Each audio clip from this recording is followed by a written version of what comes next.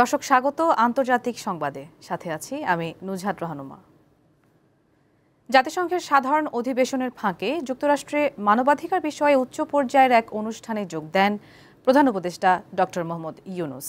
New ইয়র্কে স্থানীয় সময় দুপুরে জাতিসংঘ মানবাধিকার হাই কমিশনারের কার্যালয়ে আয়োজিত অনুষ্ঠানে প্রধান অতিথি ও মূল বক্তা হিসেবে অংশ নেন তিনি।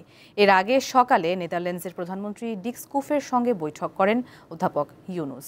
দুই নেতার মাঝে সৌহার্দ্যপূর্ণ আলোচনা হয়েছে বলে জানিয়েছেন প্রধান উপদেষ্টার উপপ্রেস সচিব আবুল কালাম আজাদ মজুমদার।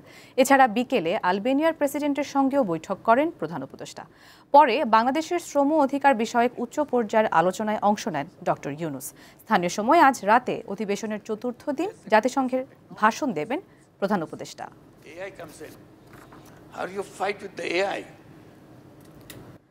পাকিস্তানের প্রধানমন্ত্রী শাহবাজ শরীফ ও সেনাপ্রধান ফিল্ড মার্শাল আসিম মনিরের সঙ্গে বৈঠক করেছেন যুক্তরাষ্ট্রের প্রেসিডেন্ট ডোনাল্ড ট্রাম্প।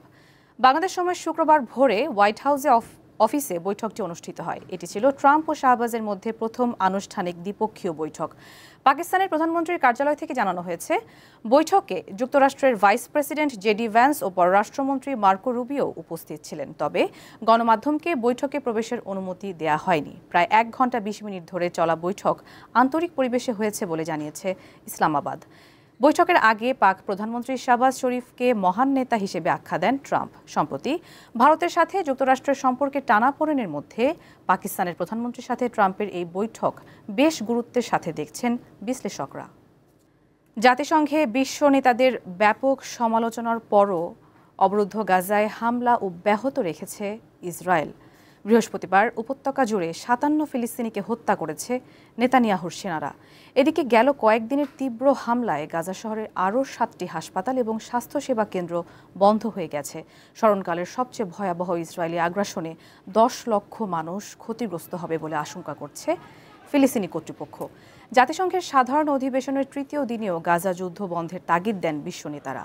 জাতিসংঘে দেয়া ভাষণে ইসরায়েলকে যুদ্ধাপরাধী আখ্যা দেন ফিলিস্তিনের প্রেসিডেন্ট মাহমুদ আব্বাস। এদিকে ফিলিস্তিনের সহায়তায় $90 মিলিয়ন তহবিল ঘোষণা করেছে সৌদি আরব। ইসরায়েলের প্রধানমন্ত্রী বেনয়ামিন নেতানিয়াহুকে ফিলিস্তিনের পশ্চিম তীর দখল করতে দেয়া হবে না বলে জানিয়েছেন যুক্তরাষ্ট্রের প্রেসিডেন্ট ডোনাল্ড ট্রাম্প। শুক্রবার জাতিসংঘের অধিবেশনে নেতানিয়াহুর বক্তব্যের আগে হোয়াইট হাউসে সাংবাদিকদের এ কথা বলেন তিনি। বিশেষজ্ঞরা বলছেন, বৈশ্বিক চাপের মুখে এমন ঘোষণা দিয়েছেন ট্রাম্প। এ সময় গাজা নিয়ে একটি চুক্তি অতি সন্নিকটে বলেও জানান মার্কিন প্রেসিডেন্ট। সোমবার নেতানিয়াহুর সাথে এ নিয়ে বৈঠক করবেন বলেও জানিয়েছেন ট্রাম্প। এর আগে পশ্চিম তীর দখলের বিষয়ে ইসরায়েলকে সতর্ক করে জানিয়েছেন যুক্তরাজ্য ও জার্মানি। এছাড়া জাতিসংঘের মহাসচিব অ্যান্তনিও গুতেরেস বলেছেন, পশ্চিম তীর অধিভুক্তি হবে নৈতিক, আইনি এবং রাজনৈতিকভাবে পুরোপুরি অগ্রহণযোগ্য। ইয়েমেনের রাজধানী সানায় ইসরায়েলের ব্যাপক বিমান হামলায় কমপক্ষে 8 জন নিহত হয়েছে। আহত হয়েছে অন্তত আরও 142 জন। বৃহস্পতিবার দেশটির একাধিক স্থানে এসব হামলা হয়। হুথি নিয়ন্ত্রিত স্বাস্থ্য মন্ত্রণালয় জানিয়েছে, হামলাগুলো বেসামরিক এবং সেবামূলক স্থাপনায় করা হয়েছে। তবে ইসরায়েলি সেনাবাহিনী জানিয়েছে, হামলায় হুথি জেনারেল স্টাফের নিয়ন্ত্রণ সদর দপ্তর, নিরাপত্তা ও গোয়েন্দা কম্পাউন্ড এবং সামরিক শিবিরকে লক্ষ্যবস্তু করা হয়েছে। অপরদিকে হুথি নিয়ন্ত্রিত আল মাসিরা টিভি জানিয়েছে, ইসরায়েলি হামলায় দাহবান বিদ্যুৎ কেন্দ্র এবং বেশ কয়েকটি আবাসিক এলাকাও ক্ষতিগ্রস্ত হয়েছে। আগামী মাস থেকে যুক্তরাষ্ট্রে আমদানি হওয়া ব্র্যান্ডেড ওষুধের ওপর 100% শুল্ক আরোপের ঘোষণা দিয়েছেন মার্কিন প্রেসিডেন্ট ডোনাল্ড ট্রাম্প। এটি কার্যকর হলে ভারতীয় ওষুধ খাত বড় ধরনের ধাক্কা খাবে বলে ধারণা করা হচ্ছে।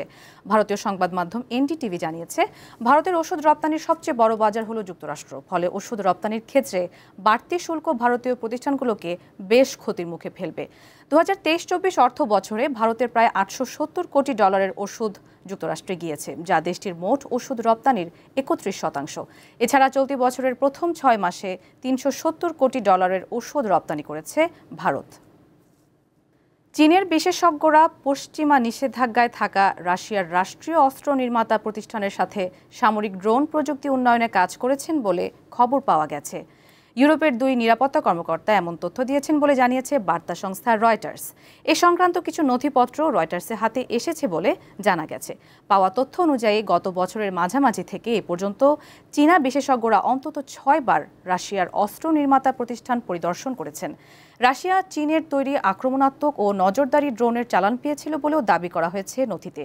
এর মাধ্যমে অত্যাধুনিক সামরিক ড্রোন প্রযুক্তি খাতে চীন ও রাশিয়ার একসাথে কাজ করার সুনির্দিষ্ট তথ্য প্রথমবারের মতো প্রকাশ পেল।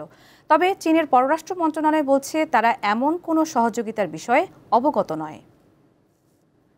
এক দশক আগে ৪৩ জন শিক্ষার্থী নিখোঁজের ঘটনায় বিক্ষোভে উত্তাল মেক্সিকো। স্থানীয় সময়ে বৃহস্পতিবার রাজধানী মেক্সিকো সিটিতে ব্যাপক বিক্ষোভ হয়েছে। এ সময় একটি সামরিক ব্যারাকে হামলা চালায় বিক্ষোভকারীরা। একটি ট্রাক নিয়ে ব্যারাকের গেট ধাক্কা দিয়ে ভেঙে ফেলা হয়। এদিন শিক্ষার্থীদের নিখোঁজের ১১তম বার্ষিকী ছিল। ২০১৪ সালের ২৬ সেপ্টেম্বর সহিংসতা কবলিত দক্ষিণাঞ্চলীয় রাজ্য গুয়েরেরার একটি শিক্ষক প্রশিক্ষণ কেন্দ্র থেকে শিক্ষার্থীরা নিখোঁজ হয়েছিল। এ ঘটনায় প্রতি বছর নিহতদের পরিবারের সদস্যরা এবং বিশ্ববিদ্যালয়ের শিক্ষার্থীরা ন্যায় বিচারের দাবিতে বিক্ষোভ করে। দর্শক, শেষ করছি আন্তর্জাতিক সংবাদ। পরবর্তী আয়োজন বিকেল ৫টায় জেলা সংবাদ দেখার আমন্ত্রণ। এছাড়া তথ্য ও বিনোদনের অন্যান্য খবর পেতে যুক্ত থাকুন দীপ্ত ডিজিটাল প্ল্যাটফর্মগুলোতে। ধন্যবাদ সবাইকে।